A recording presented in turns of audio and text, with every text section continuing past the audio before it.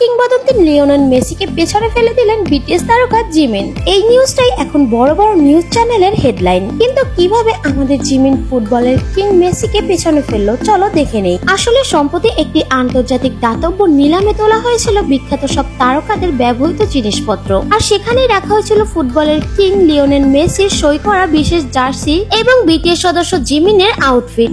জিমিনের সেই আউটফিটটা যেটা পরে সে ফিফা হাফ টাইম শোতে পারফর্ম করেছিল। তো সেখানে সবাইকে তাক লাগিয়ে দিয়ে নিলামে জিমিনের পোশাকের দাম ওঠে 14,000 মার্কিন ডলার, যা আমাদের বাংলাদেশি টাকায় প্রায় 17,30,000 টাকা। আর এদিকে মেসির অটোগ্রাফ দেওয়া জার্সির দাম উঠেছে 6,000 মার্কিন ডলার, যা বাংলাদেশি টাকায় প্রায় 7,41,000 টাকা। অর্থাৎ জিমিনের পোশাকটি মেসির জার্সির চেয়ে দ্বিগুণেরও বেশি দামে বিট হচ্ছে। তো মেসির অটোগ্রাফ দেওয়া জার্সির চূড়ান্ত দামকেও ছাপিয়ে সর্বোচ্চ দামে বিক্রি হয়ে বিশ্বজুড়ে হইচই ফেলে দিয়েছে জিমিনের এই ড্রেসটি। তো এবার কমেন্ট বক্সে বলে যাও তুমি মেসি ফ্যান নাকি বিটিএস ফ্যান।